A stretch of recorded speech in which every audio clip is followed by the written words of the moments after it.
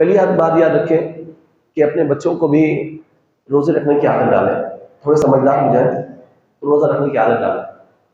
चाहे शुरू के अंदर बच्चा बहुत छोटा है तो ज़ोहर तक रखवाएं या असर तक रखवाएं, या सुबह उठ के 11-12 बजे नाश्ता करवा दें, बेटा मगरिब तो कुछ नहीं खाना, ताकि बच्चों को शुरू से ही 6 साल की उम्र से 7 साल की उम्र से रोज़ा रखने की आदत पड़े। और आपने देखा तुर्किया की एक कहावत है, तुर्किया कहते हैं, वहाँ के लोग कहते हैं कि अगर तुम्हारी मस्जिद की सफ़ों के आखिर से बच्चों की आवाज़ अगर ख़त्म हो जाए तो डरो उनका मुस्तकबिल कैसा होगा। अगर तुम्हारी मस्जिद की सफ़ों से आखिरी सफ़ों से अगर बच्चों की आवाज़ ख़त्म हो जाए तो डरो कि उनका मुस्तकबिल कैसा होगा। यानी बच्चे अगर समझदार हो जाए, ऐसे हो कि जो मस्जिद का अदब कर सकते हो, एहतराम कर सकते हो, तो उनको समझा कर मस्जिद में लाना चाहिए। हाँ, बिल्कुल ही छोटे बच्चे हों जो मस्जिद का अदब एहतराम ना कर सकते हो, तो अगर ऐसे बच्चे हैं तो फिर आप जो है उनको ना लाएं, क्योंकि मस्जिदों में बच्चों और पागलों को दूर रखना चाहिए। अपने बच्चों के अंदर कुछ ऐसे वाकया सुनाया करें दस्तरखान पर या घर में बैठे हुए या रात के वक्त, जिस तरह बच्चे शौक से सुनते हैं, किससे कहानियां सुनते हैं। बाद में बच्चों को आदत हो जाती है कि वो टार्जन की कहानी सुनाओ बाबा, बाबा सुपरमैन की कोई कहानी। आजकल कुछ ऐसी कहानियां हैं, बल्कि आपने देखा होगा कि जो बिरादर मुल्क है, खासतौर इंडिया ने कुछ ऐसे कार्टून बना दिए हैं कि उन्होंने अपना कल्चर आम कर दिया है।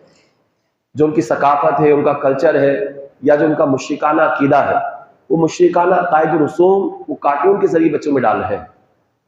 अल्हम्दुलिल्लाह दाऊद इस्लामी ने गुलाम रसूल और कनीस फातिमा के जरिए बेहतरीन चीज़ें हमें दी हैं बच्चों को, ताकि हम दिखाएं बच्चों को पता कि गुलाम रसूल कौन है और कनीस फातिमा कौन है। क्योंकि बच्चे कार्टून से क्या होते हैं, बहुत ज़्यादा इंस्पायर होते हैं। आप देखा होगा बच्चों को कहानी याद है कि सुपरमैन कौन है, स्पाइडरमैन कौन है, आयरन मैन कौन है। हालांकि अगर देखा जाए कि सुलेमान अलैहिस्सलाम अपने तख्त पर उड़ रहे हैं, पूरी दुनिया पे हुकूमत कर रहे हैं, तो बजाय देखा जाए उनसे बड़ी शान किसकी होगी। जो हवाओं में उड़ रहे हैं, जिन्नात भी ताबे हैं, इंसान भी ताबे हैं, हैवानात भी ताबे हैं, चरिंद परिंद ताबे हैं, पहाड़ भी उनकी बातों को मानते हैं। तो सुलेमान अलैहिस्सलाम से बढ़कर क्या होगा, दुनिया में सुपरमैन की क्या औकात है, जिसको नाम दिया था आयरन मैन। ये तो ख्याली बातें हैं ना। जब मैं दाऊद अलैहिस्सलाम का किस्सा पढ़ता हूँ, यकीन करें दिल चाहता बच्चों को याद करवा दूं। क्या आयरन मैन ये आम कहानियां हैं और फर्जी घड़ी हुई कहानियां हैं, मगर दाऊद अलैहिस्सलाम के हाथ में अल्लाह ताला ने बाकायदा लोहे को नरम कर दिया है। लोहा आपके हाथ में नरम हो जाता, आप उसे जीरे बनाते और उसको बेचकर अपनी जिंदगी को गुजर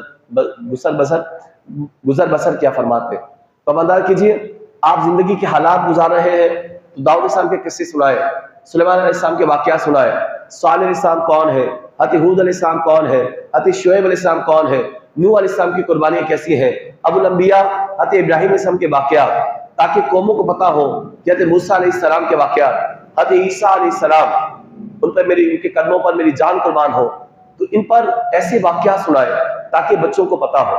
आज मैं आपके सामने सूरह माइदा का एक वाकया जो तफसील के अंदर लिखा है, सूरह माइदा के अंदर मौजूद है, और तफसील जो है वो तफसील के अंदर मिला करती है।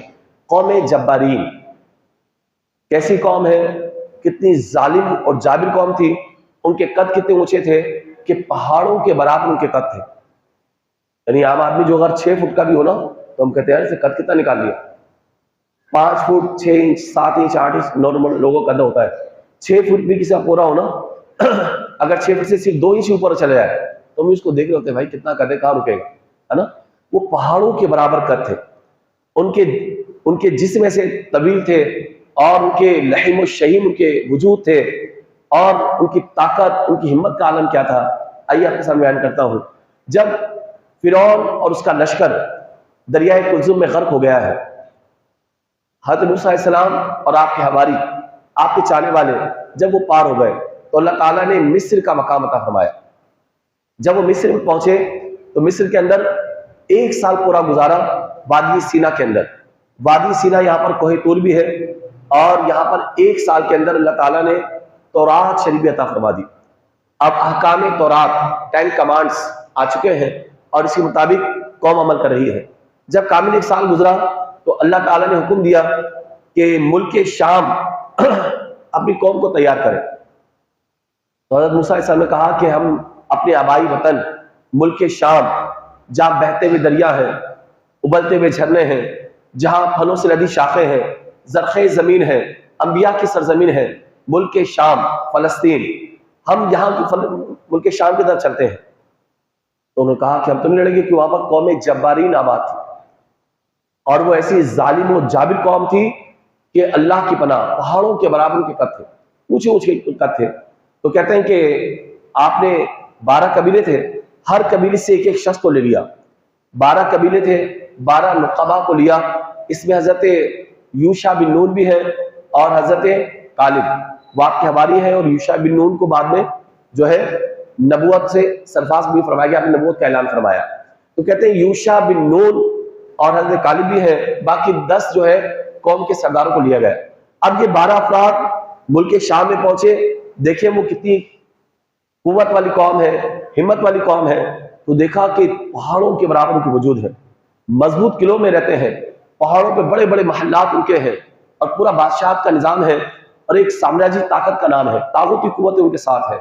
तो कहा कि जब ये गुजर रहे थे, 40 दिन उन्होंने गुजारे उनके मुशाहिदात के लिए, देखते रहे कि 40 दिनों के अंदर क्या होता है। तो कहते हैं इस कौम ने जब ये 12 नुक़बा पहुंचे, तो एक शख्स गुजरा था मार्केट से, हाथ में उसकी टोकरी थी और कुछ फलों को खरीदा था। देखा कि ये 12 अफराद हैं और इनके कद में छोटे छोटे कद हैं। वो समझ गया किसी कौम से आए हैं और ये जासूस है। तो क्या करा, उन्होंने 12 अफराद को एक हाथ में पकड़ा और अपनी टोकरी में डाल दिया। अब अंदाजा करें उसका हाथ कितना बड़ा होगा, टोकरी कितनी बड़ी होगी, फिर उसका वजूद कितना बड़ा होगा। उसने देखा 12 जासूसी करने के लिए शायद आया, तो 12 को पकड़ा, अपनी फ्रूट की टोकरी में डाला और बादशाह के पास लाकर और 12 को फेंक दिया। कहते हैं ये लगता है कि जवासीस है, जासूस है, और ये हमारी जासूसी के लिए आए। लोगों ने कहा इनको कत्ल कर दिया जाए, हमारे नहीं कत्ल कर दिया जाए। बादशाह ने कहा इनको कत्ल नहीं करो, ये बेचारे ये हमारा क्या मुकाबला कर सकते हैं, छोटे छोटे वजूद के लोग, हम पहाड़ों जैसे, हमारा मुकाबला कौन कर सकता है। हमारे किले देख लो, उनको पूरा निजाम दिखाओ उनको, और उनको जाने दो अपनी कौम के अंदर, ताकि वहां जाके बददिली फैलाए, ये मजीद बुजदिली दिखाए, अपनी कौम को मुतनफिर कर दे, इनको कत्ल ना किया जाए, इनको भेज दिया जाए। बादशाह बड़ा मज़ाहिर ज़ीरक आदमी था, भेज दिया। अब जब ये 40 दिन के बाद मूसा अलैहिस्सलाम के पास पहुंचे हैं, तो हजरत यूशा बिन नून, हजरत कालिब और दीगर ये 10 अफराद थे। हजरत मूसा अलैहिस्सलाम ने फरमाया ये तुमने जो वाकया सुनाए हैं कौम को मत सुनाना, सरेआम मत कहना, खुलेआम ये बातें ना करना, वरना कौम के अंदर बुज़दिली फैलेगी, अनारकी फैलेगी, और उनकी हिम्मतें जो है मुजतमे नहीं होंगी बल्कि मुंतशिर हो जाएंगी। अब आपने मना किया। तो यूशा बिन नून तो आपके खास खादिम थे, और बाद में नबूवत का ऐलान भी आपने फरमाया है, अल्लाह के हुक्म से आप अल्लाह के नबी थे। और कालिब वो खास हवाले थे, ये उन्होंने कुछ नहीं कहा। लेकिन बाकी जो 10 अफराद थे, 10 के 10 अफरादों ने क्या किया, बाहर जाकर कौम के अंदर फैला दिया। वो इतनी बड़ी कौम है, उनके हाथ ऐसे हैं, उनके बाजू ऐसे हैं, उनकी ताकत ऐसी है, उनके कले ऐसे हैं, उनके पहाड़ जैसे वजूद है, और बड़े बड़े उनके महल्लात हैं, वो जमीन ऐसी है, ये मामलात है। तो ऐसी बुज़दिली फैलाई कि पूरी कौम बैठ गई। अब मूसा ने कहा कि अल्लाह का हुक्म में चले जिहाद करते हैं। तो कहते नहीं मूसा, हम छोटे से वजूद के साथ उन पहाड़ों जैसे वजूद से कैसे टकरा सकते हैं। इन्ना कायदून, हम तो बैठने वाले हैं, यहाँ आराम करने वाले हैं, जाओ तुम लड़ो, तुम्हारा खुदा लड़े, हम लड़ने वाले नहीं है।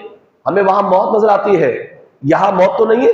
वहां अगर जरखे जमीनें हैं, बहते हुए दरिया है, गिरती हुई आबशारें हैं, झरने हैं, उबलता हुआ पानी है, सब कुछ है।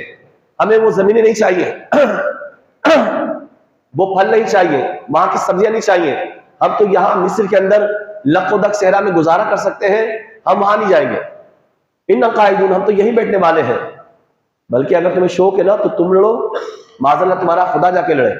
हाँ, जब वो जमीन पाक को साफ हो जाएगी, वो जालिम जाबिर मर जाएंगे, फिर तुम कहोगे तो हम आ जाएंगे, फिर तुम कहोगे तो हम आ जाएंगे।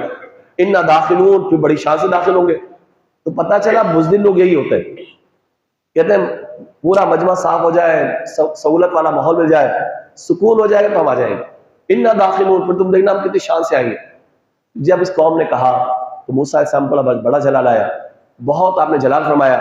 यहां तक कि अल्लाह ताला ने 40 साल तक उन पर कहसाली की, 40 साल तक वो सहरा में भटकते रहे। इसी तरह लक सहरा के अंदर चटियल मैदानों में भटकते रहे। 40 साल तक अल्लाह ताला ने मुल्क शाम की सरजमीन पर हराम फरमा दिया। जब वो मर खप गए, बूढ़े जो थे उनके मरने लगे और ज्यादा बूढ़े हो गए, तो फिर जब उनकी उनकी नौजवान नस्ल, जब उनके बच्चे जवान होने लगे, तो मूसा अलैहिस्सलाम ने उनको समझाया, फिर उनके साथ मिलकर कौम जब्बारी से मुकाबला किया। वो ताजा दम थे, नौजवान थे, हिम्मत करने वाले थे। मूसा अलैहिस्सलाम की बात को माना और हमला कर दिया। अल्लाह ताला ने उनको फतह अता फरमा दी, फतह यानी अता फरमा दी है, और फिर उनको बड़ी शान से नवाजा है।